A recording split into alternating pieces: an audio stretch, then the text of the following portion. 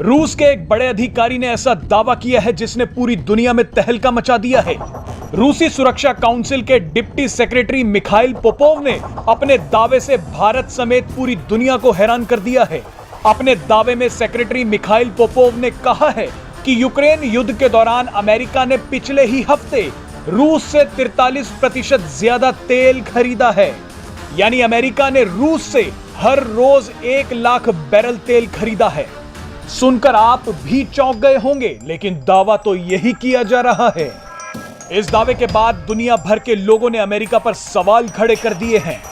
लोगों का कहना है कि पहले तो अमेरिका ने रूस पर कई प्रतिबंध लगाए, उसके बाद भारत समेत दूसरे देशों को रूस से व्यापार करने से रोक रहा है। अमेरिका लगातार भारत पर दबाव बना रहा था, लेकिन खुद ही रूस से तेल खरीदता रहा। यहां आपको बता दें कि सिर्फ अमेरिका ही नहीं, यूरोप के कई देश अभी भी प्रतिबंधों के बावजूद रूस से तेल और गैस खरीद रहे हैं। अमेरिका और ब्रिटेन समेत दूसरे यूरोपीय देश भारत को नसीहत दे रहे थे, लेकिन अब इन सभी देशों की असलियत सबके सामने है। आपको याद होगा कि हाल ही में भारत के विदेश मंत्री एस जयशंकर ने इन सभी देशों को आईना दिखाया था। एक कार्यक्रम के दौरान विदेश मंत्री एस जयशंकर ने कहा था कि प्रतिबंधों के बावजूद यूरोप के कई देश लगातार रूस से गैस और तेल खरीद रहे हैं। उन्होंने कहा था कि फरवरी में जंग शुरू होने के बाद मार्च में यूरोप ने रूस से 15% ज्यादा तेल खरीदा। विदेश मंत्री ने कहा था कि अगर आप रूस से गैस और तेल के प्रमुख खरीदारों को देखें तो इनमें ज्यादातर यूरोपीय देश ही मिलेंगे।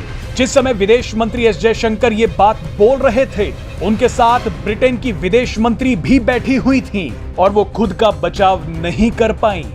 आपको यहां एक जानकारी और दे दें कि दुनिया में सिर्फ 2 संस्था और एक देश ऐसा है जिसके द्वारा लगाए गए प्रतिबंधों का असर किसी देश की इकोनॉमी पर देखने को मिलता है। इनमें पहला है यूनाइटेड नेशंस, जिसके सदस्य दुनिया के 193 देश हैं, और दूसरा है यूरोपीय यूनियन, जिसके 28 देश सदस्य हैं। वहीं तीसरे नंबर पर अमेरिका है, जिसकी बातों को नाटो समेत कई छोटे देश मानते हैं। इस वक्त यूरोपीय यूनियन, यूनाइटेड नेशंस और अमेरिका ने मिलकर दुनिया के 32 देशों या संस्थाओं पर पाबंदियां लगाई हुई हैं। अक्सर अमेरिका पर यह आरोप लगता आया है कि किसी क्षेत्र पर वो अपना दबदबा कायम करने के लिए आर्थिक प्रतिबंधों का सहारा लेता है।